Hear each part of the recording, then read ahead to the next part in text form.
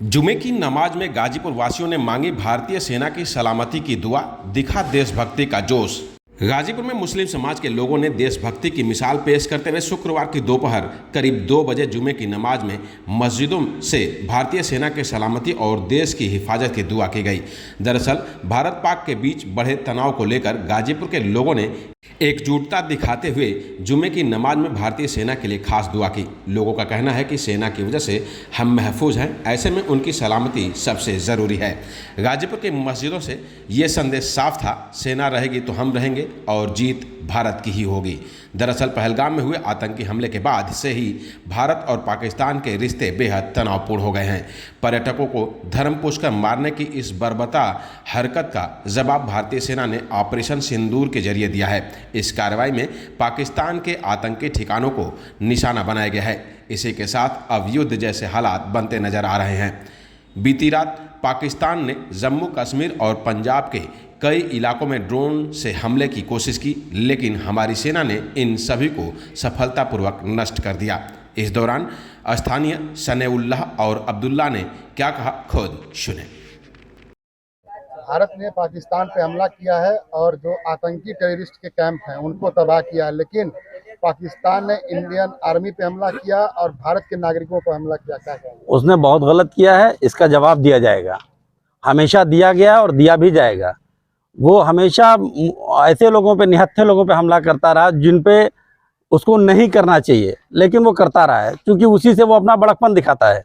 और जब यहाँ के लोग उस पर चढ़ाई करते हैं तो वो दूसरे देशों से मिलके हाथ पे जोड़ने लगता है। ये प्रक्रिया उसकी बहुत पुरानी है और आज भी वही कर रहा है, लेकिन अब उसको अच्छा सा जवाब दिया जाएगा। पाकिस्तान की आवाम कहती है कि जो पाकिस्तान में है वही से मुस्लिम है, हिंदुस्तानी मुस्लिम है। वो उनको किसने हक दिया कि वो किसको मुसलमान साबित करेंगे, नहीं करेंगे?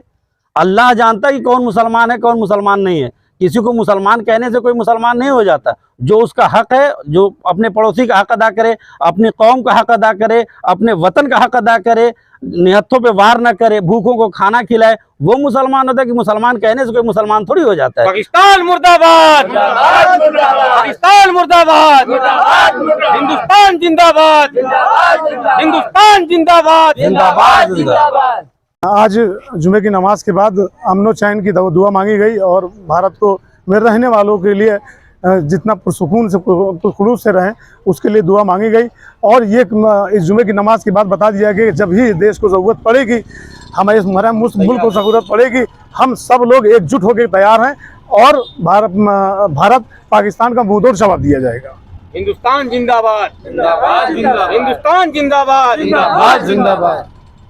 सने भाई, जिस तरीके से भारत ने पाकिस्तान पे आक्रमण किया है और उनके टेररिस्टों कैंप को तबाह किया है, लेकिन पाकिस्तान ठीक इसका उल्टा कर रहा है। वो भारत के सिविलियंस को टारगेट कर रहा है और इंडियन आर्मी को टारगेट कर रहा है। क्या कहेंगे? उसने शुरू से यही काम किया है। आज़ादी के बाद से, जब से पाकिस्तान का यहाँ से बंटवारा हुआ है, उनकी रणनीति यही रही है। हमारे यहाँ सरकार के साथ नहीं, आम आदमियों के साथ उनका सलूक यही रहा।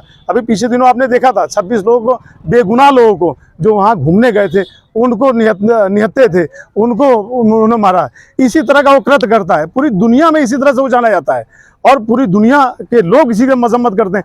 टेररिस्ट का कहीं अड्डा है तो पाकिस्तान के अंदर है। पूरी दुनिया का अगर कहीं अड्डा माना जाता है तो पाकिस्तान के अंदर टेररिस्ट का अड्डा माना जाता है।